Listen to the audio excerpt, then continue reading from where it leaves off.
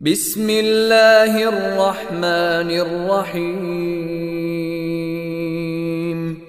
اقرأ باسم ربك الذي خلق خلق الإنسان من علق اقرأ وربك الأكرم الذي علم بالقلم إن الحمد لله نستعينه ونستغفره ونعوذ بالله من شرور أنفسنا ومن سيئات أعمالنا من يهدي الله فلا مضل له ومن يضلله فلا هادي له وأشهد أن لا إله إلا الله وأشهد أن محمدا عبده ورسوله أما بعد يا أيها الناس اتقوا ربكم الذي خلقكم من نفس واحدة وخلق منها زوجها وبث منهما رجالا كثيرا ونساء واتقوا الله الذي تساءلون به والأرحام إن الله كان عليكم رقيبا ربي اشرح لي صدري ويسر لي أمري واحلل عقدة من لساني يفقهوا قولي ربي زدني علما. கண்ணியத்திற்கும் பேர் மதிப்பிற்குரிய எல்லாம் உள்ள அல்லாஹ்வின் நல்லடியார்களே, அந்த ஏக இறைவனுடைய சாந்தியும் சமாதானமும் வற்றாத பேரன்பும் பேருங்கருணையும் உத்தம தூதர் ஒழுக்க செய்த நபிகள் நாயகம் ஸல்லல்லாஹு அலைஹி வஸல்லம் அவர்களின் மீதும் அவர்களை தன்னால் இயன்றளவிற்கு பின்பற்றி வாழ்ந்து மரணித்த உத்தம சத்திய சஹாபாக்கள் சஹாபிய தோழியர்கள், இன்னும் குறிப்பாக ஜுமாவுடைய தினத்தில் இங்கு அமர்ந்திருக்கக்கூடிய நம் அவர்கள் அனைவர்களின் மீதும் என்றென்றும் நின்று நிலவட்டமாக என்று பிரார்த்தித்தவனாக என்னுடைய இந்த உரையை ஆரம்பம் செய்கின்றேன். கண்ணியத்திற்குரிய எல்லாமல்ல அல்லாஹ்வின் நல்லடியார்களே, நமக்கு மத்தியில் வாழ்வையும் மரணத்தையும் இறைவன் படைத்ததற்கான நோக்கத்தை தன் திருமறையில் கூறும்போது, அல்லதி ஹலக்கல் மௌத்த உல் ஹயாத்தல் எபுலோக்கும் ஐயுக்கும் அஹ்சனு அமலா, உங்களுக்கு மத்தியில் வாழ்வையும் மரணத்தையும் நாம் படைத்ததற்கான நோக்கம் என்பது உங்களில் யார் நல்ல அமல்களுக்கு சொந்தக்காரர் என்பதை சோதிப்பதற்காகத்தான் என்று இறைவன் சொல்லி காட்டுகின்றான். இன்னும் இறைவன் மற்றொரு இடத்தில் பேசுகின்ற போது, இந்த உலகத்திலே வாழக்கூடிய ஒவ்வொரு மனிதருக்கும் அவர் முன்னோக்கக்கூடிய இலக்கு என்பது ஒன்று இருக்கிறது. ஒலிக்குள்ளி விஜிஹத்துன் ஹோமு வல்லிஹா, இந்த உலகத்தில் வாழக்கூடிய ஒவ்வொரு மனிதருக்கும் அவர் முன்னோக்கி செல்லக்கூடிய இலக்கு ஒன்று இருக்கிறது. ஒரு மனிதர், ஒரு இளைஞரிடத்தில் நம்ம கேட்குறோம், உங்களுடைய இலக்கு என்ன, நீங்கள் எதை படிக்க ஆசைப்படுகிறீர்கள் என்று சொன்னால், இந்தந்த துறையில் நான் படிக்க வேண்டும், இந்தந்த துறையில் படித்து வேலை பார்த்து அதன் மூலமாக சம்பாதிக்க வேண்டும். இப்படி ஒவ்வொரு மனிதருக்குமே ஏதேனும் முன்னோக்கக்கூடிய இலக்கு இருக்கின்றது. ஆனால் இறைவன் நம்மளை பார்த்து சொல்லும்போது, உங்களுக்குரிய இலக்கு என்ன தெரியுமா, ஃபஸ்தபிக்குல் ஹைராத், நன்மைக்கு முந்திக் கொள்ளுங்கள். என்னை நம்பிக்கை கொண்டவராக இருக்கிறீங்க, தூதரை நம்பியவராக இருக்கிறீங்க, நீங்கள் என்ன பண்ணுங்க, நன்மைக்கு முந்தி போருங்கள் என்று அல்லாஹ் சொல்லி காட்டுகின்றான். இன்னும் நபி அவர்கள் சொல்கிறார்கள், பாரிது பி அமாலிக்கும், உங்களுடைய அமல்களை கொண்டு நீங்கள் முந்திக் கொள்ளுங்கள், அதிகமாக நன்மைகள் நீங்கள் விரைந்து கொள்ளுங்கள் என்று சொல்லி காட்டுகின்றார்கள். இப்படியாக ஏராளமான நன்மைகளை குறித்து வலியுறுத்தல் நம்முடைய மார்க்கத்தில் சொல்லப்பட்டிருக்கின்றது. அதிகமாக நன்மைகளை செய்ய வேண்டும், நன்மைகளை விரைந்து செய்ய வேண்டும் என்றெல்லாம். ஏன் நன்மைகளை குறித்து நம்முடைய மார்க்கம் இந்த அளவுக்கு வலியுறுத்த வேண்டும், என்ன காரணம்? ஏனென்றால் இந்த மார்க்கத்தை பொறுத்த வரைக்கும் ஒரு இடத்தில் நல்ல அமல்கள் இருந்தால் மட்டும்தான் அவரால் நாளை மறுமையிலும் சரி, அவருடைய கபர் வாழ்க்கையிலும் சரி வெற்றி பெற முடியும். ஒரு மனிதத்தில் இருக்கக்கூடிய அவருடைய அமல்களை பொறுத்துத்தான் அவர் வெற்றி பெற்றவரா தோல்வி பெற்றவரா என்பதை கணக்கில் கொள்ளப்படும். அதற்காகத்தான் அல்லாஹ்வுடைய தூதரும் அல்லாஹ்வும் ஏராளமான அமல்களை நம்மளுக்கு செய்ய சொல்லியிருக்கின்றார்கள். எவ்வளோ அமல்கள் இருந்தாலும் முதன்மையாக நாம் பார்க்கக்கூடிய ஒரு அமல், அதிகமான மக்களால் பால்படுத்தக்கூடிய ஒரு அமல் என்று சொன்னால் அது தொழுகை தான். தொழுகையுடைய விஷயத்தில் இன்னைக்கு எத்தனை நபர்கள் கவனமற்று இருக்கின்றார்கள். அல்லாஹ் இந்த தொழுகையிலே ஏராளமான சலுகைகளை மக்களுக்கு வழங்கியிருக்கின்றான். உங்களால் நின்று தொழுக முடியா, உட்கார்ந்து தொழுவுங்க, உட்கார்ந்தும் தொழுக முடியவில்லையா, நீங்கள் படுத்துக்கொண்டு தொழுவுங்க, நீங்கள் பயணியாக இருந்தால் இந்த சலுகையை நீங்கள் பயன்படுத்திக் கொள்ளுங்கள், நீங்கள் போரில் கலந்து கொண்டால் நீங்கள் இந்த சலுகையை நீங்கள் பயன்படுத்திக் கொள்ளுங்கள் என்று இந்த தொழுகைக்கு மட்டும் பிரத்யேகமாக ஏராளமான சலுகைகளை இறைவன் வழங்கியிருக்கின்றான். காரணம், இந்த தொழுகையை நிலைநாட்ட வேண்டும். ஆனால் இந்த தொழுகை விஷயத்தில் இவ்வளவு சலுகைகள் வழங்கப்பட்டிருந்தாலும் தற்போதைய மக்கள் நிலைமை எப்படி இருக்கிறது? தொழுகையை சரிவர தொழுகின்றோமா என்று பார்த்தால் கிடையாது. தொழுகையை அலட்சியப்படுத்துகின்றோம். இது தொழுகையுடைய முக்கியத்துவத்தை நாம் வழங்கவில்லை. நாளைக்கு மறுமையில் முதலாக எங்கே வந்து தொழுகை பற்றி கேட்பான். அப்போது என்ன பதில் அளிக்கப் போகிறோம்? எவ்வளவு சலுகைகள் வழங்கப்பட்டிருக்கின்ற தொழுகையை நம்மால் தொழக முடியவில்லை. உலக விஷயங்களில் ஏராளமான காரணங்களை சொல்லி இதை நாம் என்ன செய்கிறோம்? அலட்சியப்படுத்தக்கூடியதாக இருக்கிறோம். ஆனால் அன்றைக்கு எந்த சஹாபாக்கள் எந்த அளவுக்கு இந்த தொழுகையை பேணி தொழுவராக இருந்தாங்க தெரியுமா? அல்லாஹ்வுடைய தூதர்கள் ஒரு நாள் நபி அவர்கள் சஹாபாக்களிடத்தை கேட்கின்றார்கள், இந்த இஸ்லாமிய மார்க்கத்தை வாய்மொழியால் மொழிந்த நபர்கள் எத்தனை நபர்கள் என்று எனக்கு எண்ணி சொல்லுங்கள் என்று சஹாபாக்கள்கிட்ட கேட்குறாங்க. அவர் சஹாபாக்கள் சொல்கின்றார்கள், 600 அல்லது 700 நபர்களுக்கு மத்தியிலே இந்த இஸ்லாமிய மார்க்கத்தை நாங்கள் ஏற்றிருக்கும் போது எங்களை பற்றி நீங்கள் அச்சப்படுகின்றீர்களா நபியே என்று சஹாபாக்கள் நபியிட்ட கேட்குறாங்க. அப்போ நபி சொல்கிறாங்க, நீங்கள் கண்டிப்பாக சோதனைக்கப்படலாம், சோதனைக்கு உள்ளாக்கப்படலாம் என்று நபி அவர்கள் சொல்லிவிடுகின்றார்கள். பிறகு இந்த ஹதீஸுடைய இறுதியிலே சொல்லி காட்டுகின்றார்கள், நாங்கள் சோதிக்கப்பட்டோம். எந்த அளவுக்கு சோதிக்கப்பட்டோம் தெரியுமா? ஜால ரஜுலுல் ஆயு சல்லி இல்லா சிர்ரன், எங்களில் ஒரு மனிதர் மறைந்தால் மட்டும்தான் அவரால் தொழுக முடியும், அந்த அளவுக்கு சோதனைக்கு உள்ளாக்கப்பட்டோம்.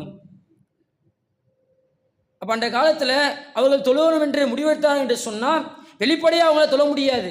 வெளிப்படையாக தொழுதா ஏராளமான இன்னல்கள், ஏராளமான சோதனைகள் வந்துவிடும் என்பதின் காரணமாக மறைந்து தொழுபவர்களாக இருந்தார்கள்.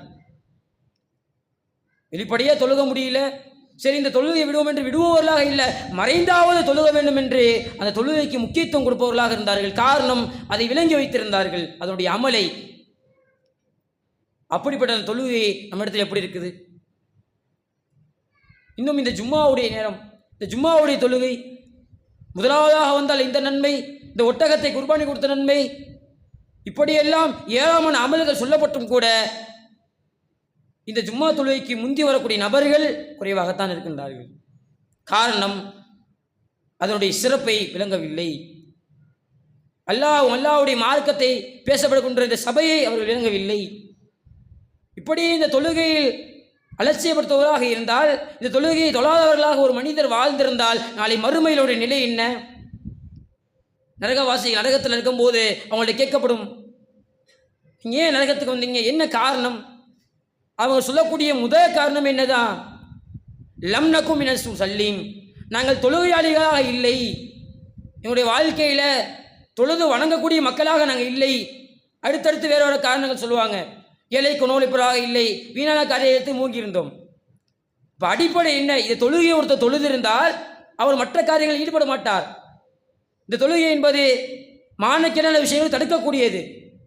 அப்படிப்பட்ட அந்த தொழுகையை ஒரு மனிதன் தொழுவில்லை என்று சொன்னால் அவர் எப்படி மானக்கேடான விஷயத்தை பாதுகாக்கப்படுவார்? என்ன உத்தரவாதம் இருக்குது? அப்படி என்றால் இந்த தொழுகையை அதிகமாக நாம் விரிந்து செய்ய வேண்டும். சரியான முறையில் தொழுகையை நாம் நிலைநாட்ட வேண்டும். இதே போன்றே ஒரு அமல்களில் உள்ளதுதான் தர்மம்.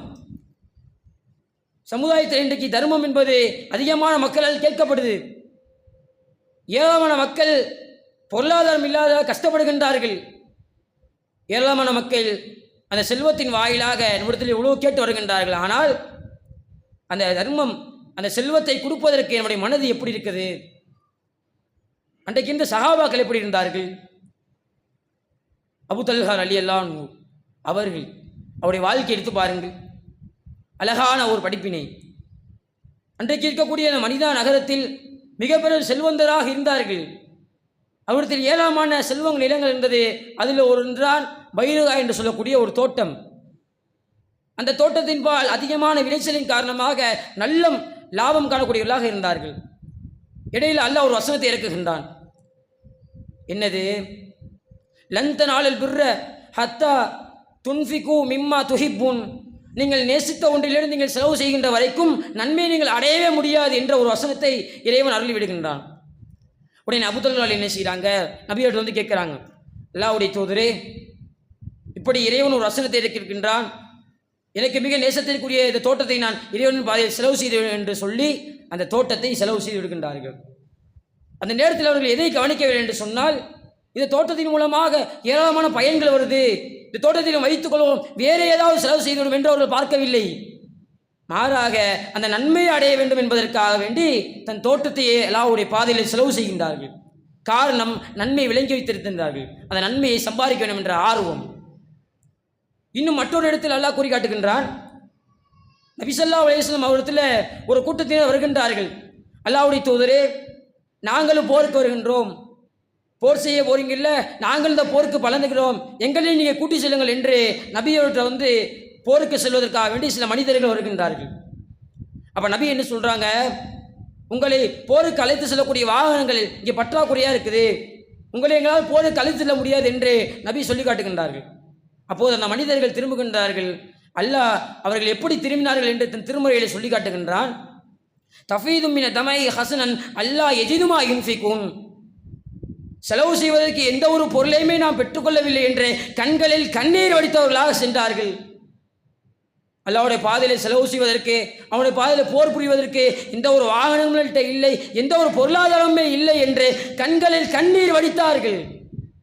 காரணம், அந்த அமலை அடைய முடியவில்லை, நம்மள்கிட்ட எந்த ஒரு பொருளாதாரம் இல்லாத காரணத்தினால அந்த அமலை செய்ய முடியவில்லை என்று கவலை ஆழ்ந்தார்கள், கண்ணீரை வடித்தார்கள் சஹாபாக்கள். ஆனால் அப்படி இன்றைக்கு இருக்கக்கூடிய மனிதர்கள் பாருங்க, அல்லாஹ்வுடைய பாக்கியத்தின் காரணமாக, அல்லாஹ்வுடைய அருள், ஏராளமான நபர்களுக்கு அல்லாஹ் செல்வத்தை வழங்கியிருக்கின்றான், செல்வத்தை கொடுத்திருக்கின்றான்.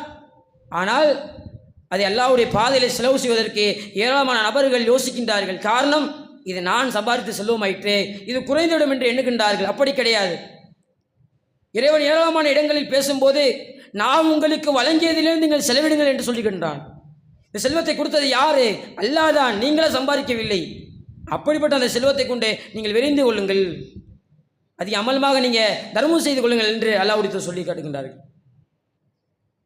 இன்னும் எந்த அளவுக்கு என்று சொன்னால், இன்றைக்கி ஏராளமான மனிதர்களால் மனதில் எண்ணப்படக்கூடியது, இப்போதைக்கு செல்வம் இல்லை, குறைந்த அளவுக்கு செல்வம் தான் இருக்கின்றது, ஆனால் பிறகு நம்ம செல்வத்தை செலவு செய்வோம், இப்படி இந்த அமலை தள்ளி போடுகின்றார்கள். இப்படி தள்ளி போடுவதனால் என்ன ஒரு மைனஸ் இருக்குது தெரியுமா? அவர் அப்படியே தள்ளி போட அவருடைய மரணம் என்பது அவர் நெருங்கிக் கொண்டே இருக்கும். அது அல்லாஹ் சொல்லுகின்றான், நாம் உங்களுக்கு வழங்கியதிலிருந்து நீங்கள் தர்மம் செய்து கொள்ளுங்கள். எது வரைக்கும் சொன்னால், உங்களில் ஒரு இடத்தில் மரணம் வருகின்ற வரைக்கும், மரணம் வந்துவிட்டது என்று சொன்னால் அவரால் தர்மம் செய்ய முடியாது, அதற்கு முன்பாகவே நீங்கள் தர்மம் செய்து கொள்ளுங்கள் என்று அல்லாஹ் தன் திருமுறையில் கூறி காட்டுகின்றான். ஆனால் இவ்வளவு இந்த தர்மத்தின் பால் வலியுறுத்தப்பட்டாலும் இந்த தர்மத்தை செய்வதற்கு நம்மளுக்கு உள்ள வரமாட்டேங்குது. ஏன்? இந்த தர்மத்தை பிற மக்களுக்கு கொடுப்பதற்கு மனது வரமாட்டேங்குது. காரணம் என்ன தெரியுமா? இந்த உலகத்தின் பால் ஆசை. இந்த உலகத்திலே நாம் நிறைய சம்பாதிக்க வேண்டும், அதிகமாக செலவு செய்ய வேண்டும், மாடமான மாளிகைகளை கட்ட வேண்டும், நல்ல முறையில் இந்த உலகத்தை வாழ வேண்டும் என்பதுதான் இந்த அமல்களை விட்டு தடுக்கக்கூடிய முதன்மை காரணமாக இருக்குது. ஒரு மனிதர் இருக்கின்றார், யௌம யஃபிருல் மர்உ மின் அஹி, அன்றைய தினத்தில் ஒரு சகோதரன் மற்றொரு சகோதரனை பார்த்து விரண்டு ஓடுவான். அன்றைய தினத்தில் அவனுக்கு உதவி செய்ய அவன் வரமாட்டான். காரணம், அவருடைய நிலைமை என்னன்னு தெரியாது. இப்போ இந்த உலகத்தில் பாருங்க, தன் சகோதரன் என்பதற்காக வேண்டி ஏராளமான பொருட்களை வாங்கி கொடுக்கின்றான், பாசத்தை பொழிகின்றான். ஆனால் நாளை மறுமையிலே அந்த பாசம் வராது.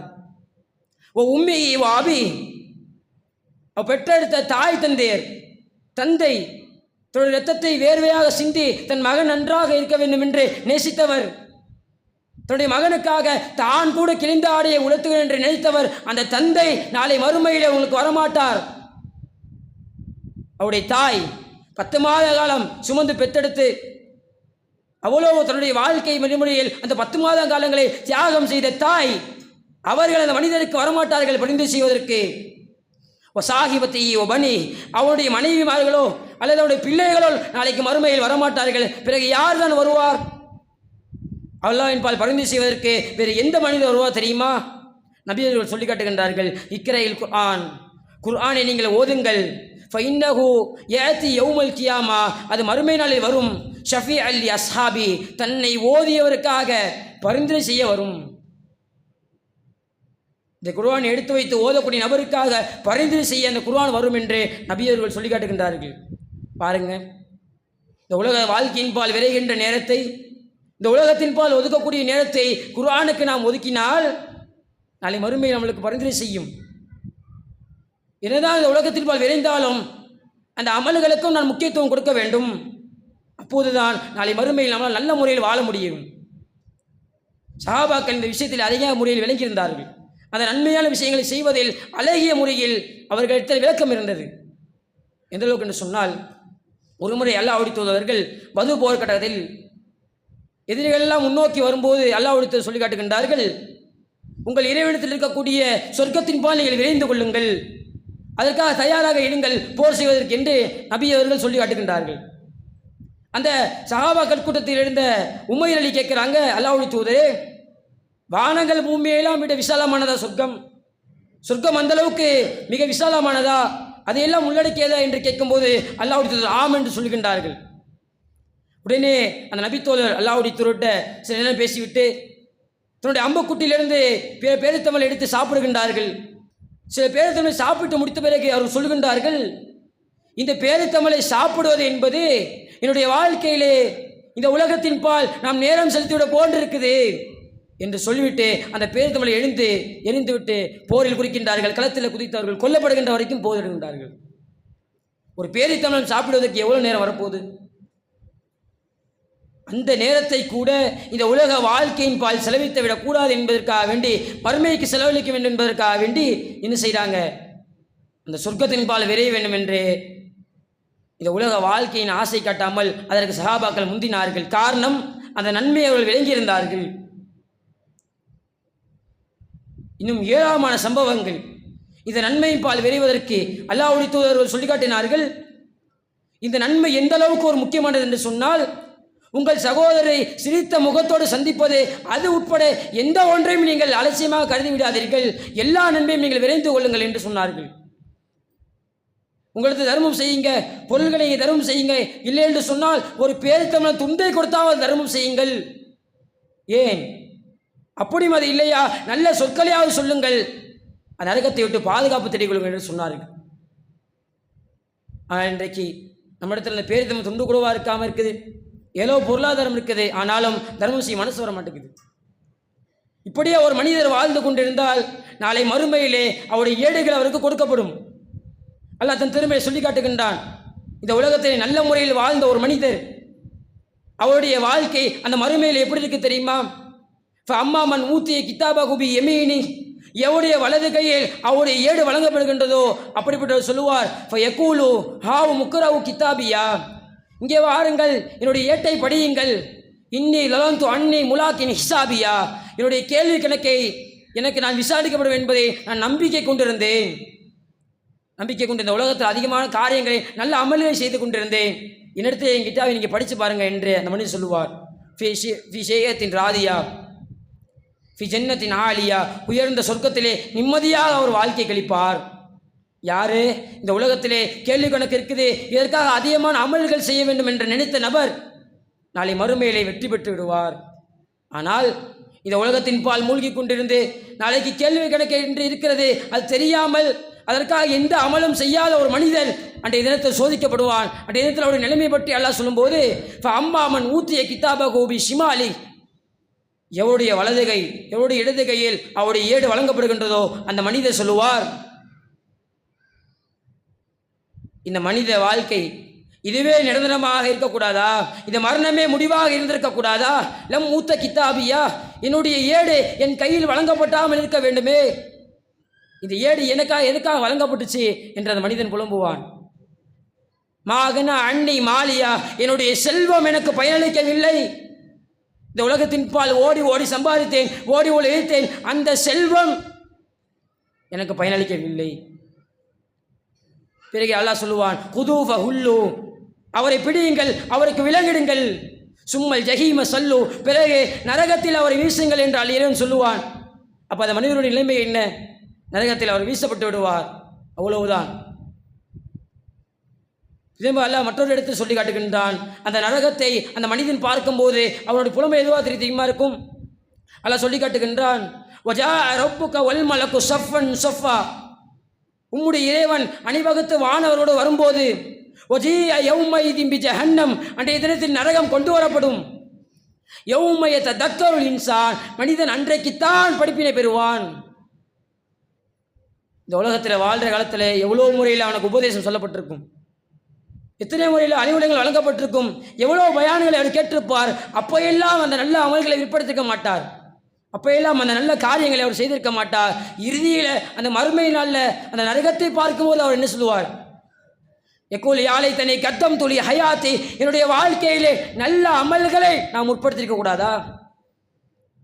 நல்ல அமல்களை செஞ்சிருக்க கூடாதா? உலகத்தில் வாழ்கிற காலத்தில் எதுக்காகவும் நேரத்தை ஒதுக்கினேன், ஆனால் அந்த நல்ல அமல் நான் செய்திருந்தா இன்றைக்கு இந்த சொர்க்கத்தை நுழைந்திருப்பேனே, இந்த நரகத்தை நான் போக போகிறேன் என்று அந்த மனிதர் எண்ணுவார். அப்போ இதற்கெல்லாம் அடிப்படை காரணம் என்பது இந்த நல்ல அமல்கள். இந்த அமல்களை செய்வதை பொறுத்துத்தான் ஒருடைய வாழ்க்கை, ஒருடைய வெற்றி பெற்றாரா அல்லது தோல்வி பெற்றாரா என்று கண்காணிக்க முடியும். அல்லாஹ் 7ஆம் இடத்தில் சொல்லி காட்டுகின்றான், வல் அஸ்ர், காலத்தின் மீது சத்தியமாக, இன்னல் இன்சான் லஃபீ ஹுஸ்ர், மனிதன் நஷ்டத்தில் தான் இருக்கின்றான், எல்லா மனிதரும் நஷ்டத்தில் தான் இருக்கின்றார்கள். ஆனால் இல்லல்லதீன ஆமனு அமிலு சாலிஹாத், நம்பிக்கை கொண்டு நல்ல அமல்கள் செய்தவர்களை தவிர.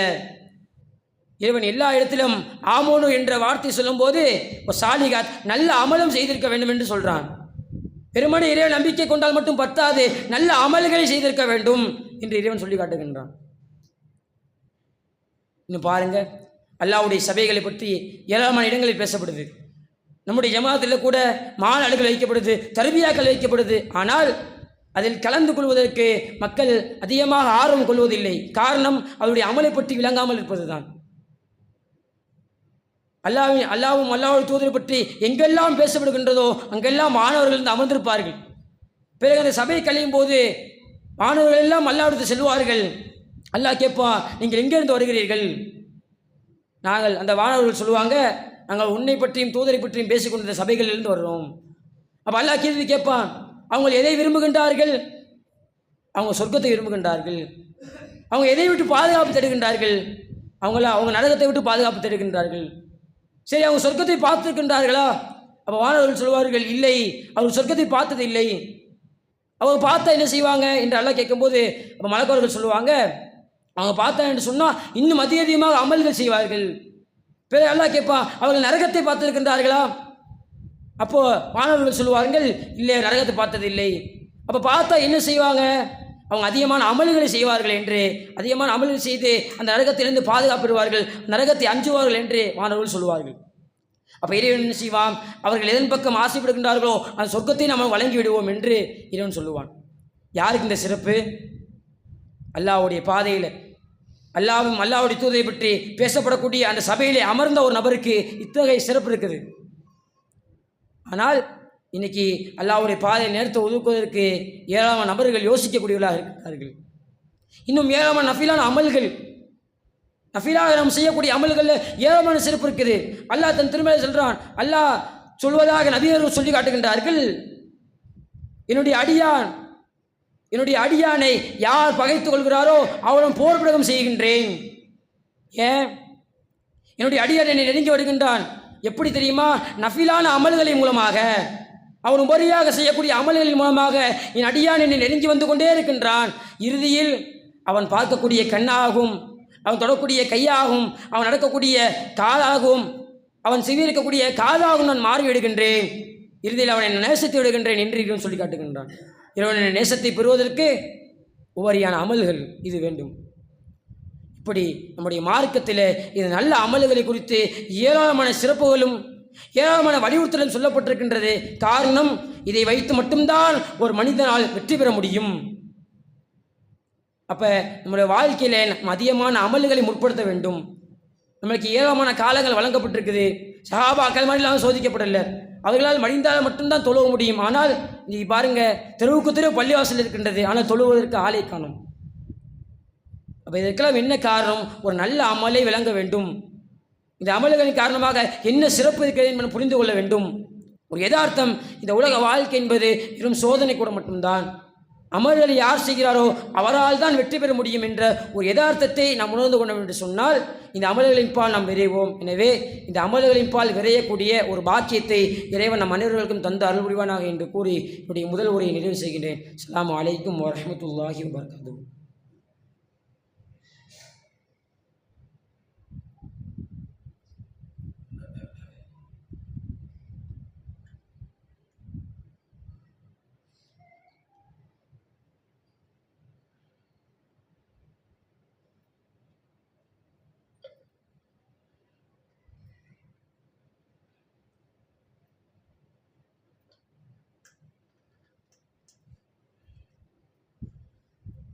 அஸ்ஸலாமு அலைக்கும் வரஹ்மத்துல்லாஹி வபரகாத்துஹு.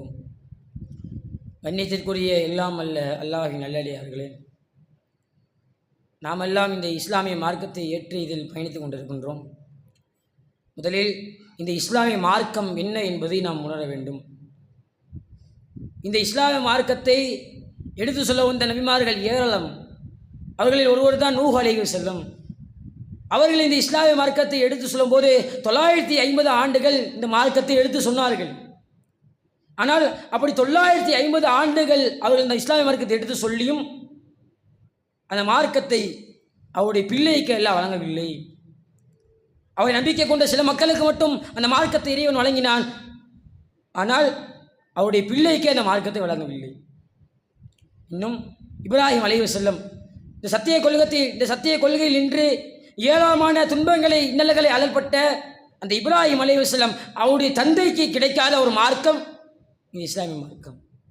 நபி ஸல்லல்லாஹு அலைஹி வஸல்லம் அவர்கள் இது சமுதாயமாக நமக்கு அனுப்பப்பட்ட அந்த நபி அவர்கள் அவர்களுடைய தாய் தந்தையருக்கு கூட கிடைக்காத மார்க்கம் இந்த இஸ்லாமிய மார்க்கம். அப்படிப்பட்ட இந்த இஸ்லாமிய மார்க்கத்தை ஒரு மனிதர் ஏற்றால் மட்டும் போதுமா என்று பார்த்தால் கிடையாது. ஒரு மனிதர் அல்லாஹ்வுடைய தூதர் வருகின்றார். அல்லாஹ்வுடைய தூதரே, உங்களுக்கு பிறகு வேறு எந்த நபரிடத்திலும் நான் விளக்கம் கேட்கக்கூடாது, அந்தளவுக்கு ஒரு சிறந்த ஒரு விளக்கத்தை எனக்கு பதிலளியுங்கள், ஒரு செய்தியை எனக்கு அறிவியுங்கள் என்று ஒரு மனிதர் வந்து நபியிடம் கேட்கின்றார்.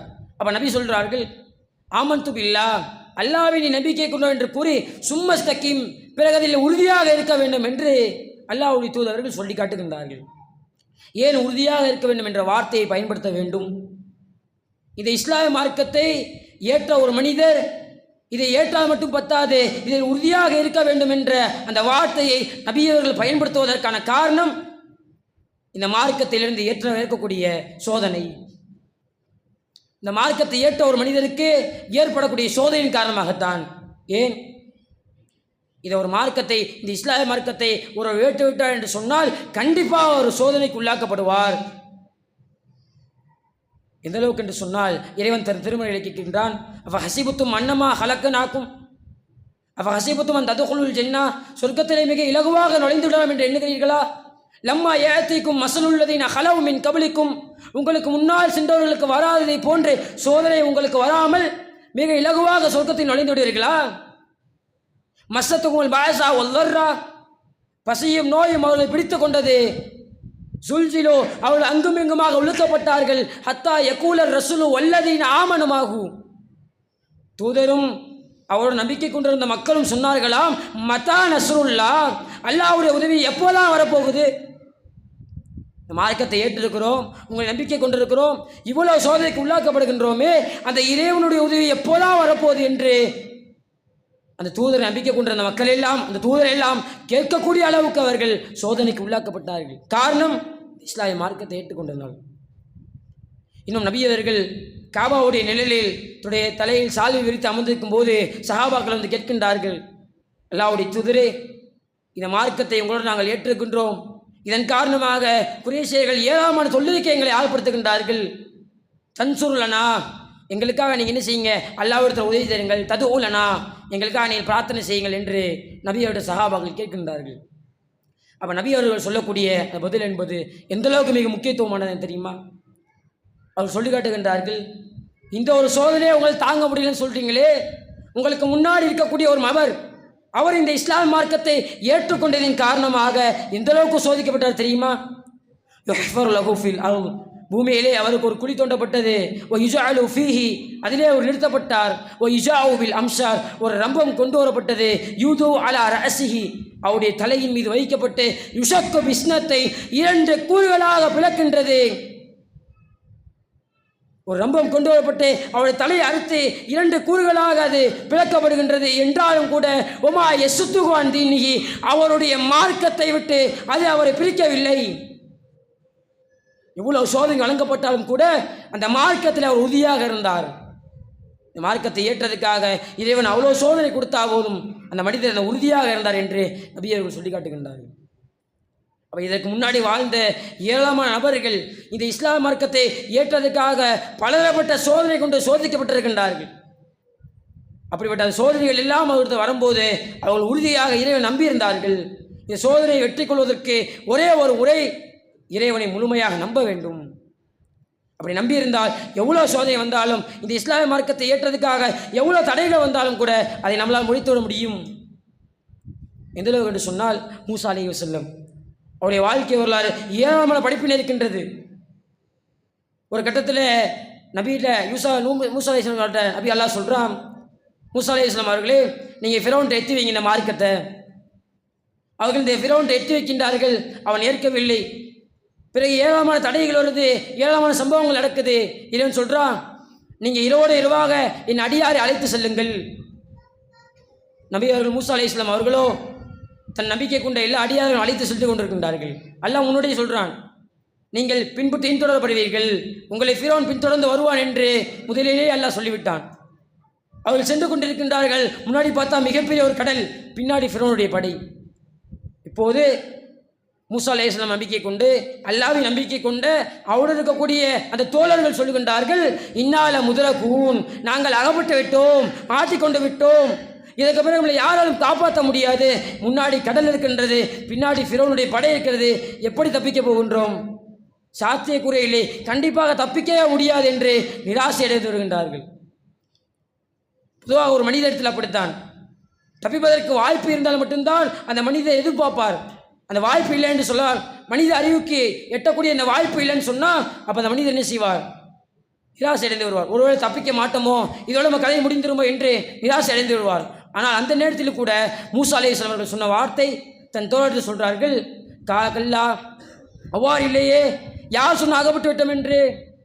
இன்னமாய் ரொப்பி, என்னுடைய இறைவன் என்னோடு இருக்கின்றான், எகுதி, அவன் வழிகாட்டக்கூடியவன், எப்படி வேணால் வழிகாட்டுவான், அவனுடைய உதவி என்பது எந்த ரூபத்தில் வேணாலும் வரும். அப்படி சொன்ன தன் அடியாரை எல்லாம் விட்டு விட்டானா? அந்த ஃபிரௌனுடைய படையத்திலிருந்து அல்லாஹ் காப்பாற்றினான்.